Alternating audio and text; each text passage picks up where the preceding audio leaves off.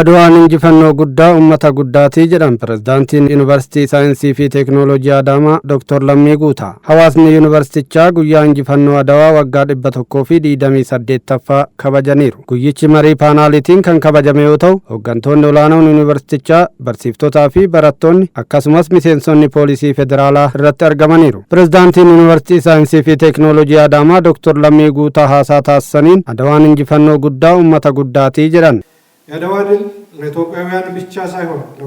Injifannoon Adawaa kan Itoophiyaanotaa qofa osoo hin taane kan Afrikaanota hundaatii fi injifannoo guddaa uummata guddaa mallattoo injifannoo gurraachota hundaati.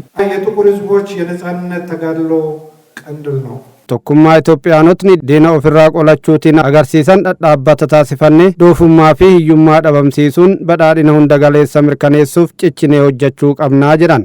ይህን በዓል ስናከብር በአድዋ ድል በመኩራራትና ድሉን በመዘከር ብቻ ሳይሆን ዛሬ ላይ ሀገራችን ጦርነት የገጠሟትን injifannichis har'as nuti Itoophiyaanotni nagaa fi tasgabbii biyya keenyaa mirkaneessuuf garaagarummaa yaadaa keenya cinaatti dhiisuun tokkummaa fi kutannoo akka qabnu nu barsiisa.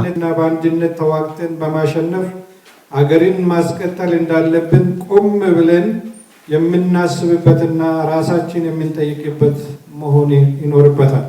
Saganticha irratti kan argaman Komishinii Marii Biyyaalessaatti hoogganaan deeskii waliigalaa biyyaalessaa obbo Gazzaahin Xilaahun biyyootni biroo guyyaa koloneeffattoota jalaa bilisa itti bahan yoo kabajan nuti guyyaa injifannoo kabajna kun Itoophiyaa adda taasisaa jedhan. Kabajni guyyaa injifannoo Adawaa haala marii biyyaalessaaf galtee ta'uun mata duree Adawaan nageenya itti fufaa fi ijaarsa biyyaa cimaaf jedhuun yuunivarsiitoota biyyattii hunda keessatti akka taasifames eeran. Latin America, Asia. Biyyoonni Afrikaa biroon Laatiin Ameerikaa fi kan Eeshiyaas guyyaa koloneeffattoota jalaa bilisatti ba'an yoo kabajan nuti guyyaa injifannoo kabajna kun Itoophiyaa adda tolcha. ስለዚህ የኛ ለየት ይላል ማለት ነው። የድል በዓል ነው እንጂ የነጻነት ቀን አይደለም የምናከብረው።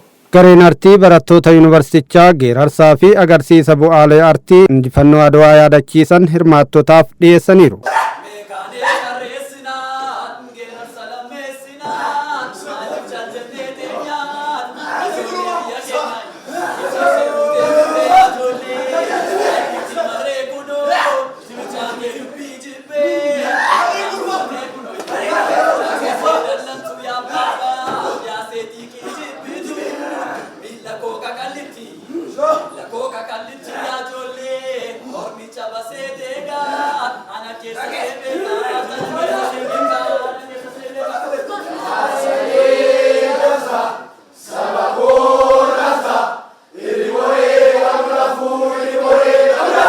Hirmaattota sagantichaa keessaa kanneen dubbifne yaada kennaniin Adawaan egaa waggaa 128 dura kan raawwatedha. Isarraa kan barachuu dandeenyu fakkeenyadha. Amma biyya keenya keessatti waan raawwachaa jiru biyyi keenya akka guddattuuf biyyi keenya nagaa akka argattuuf isaanirraa barachaa fakkeenyummaa isaaniitiin biyya bulchuu akka dandeenyuu fi uummannis immoo isaan boonaa akka isaaniitti boonnu nutis immoo ijoolleen keenya booda waan nutti boonanii hojjennee akka darbinu barumsa guddaa nu kenna.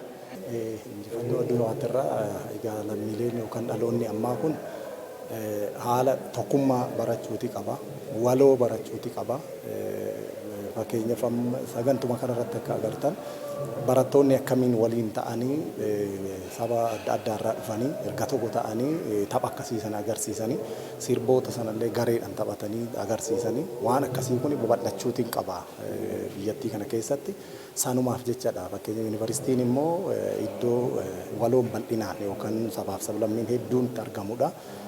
Kuni erga tokko ta'eetiin biyya kana akka Adawaa irratti moonetti rakkoolee adda addaa wantoota biyya keenya keessatti mul'achaa jiran kana moo'utu ture akka irraa eegamu irraa baranna jecha.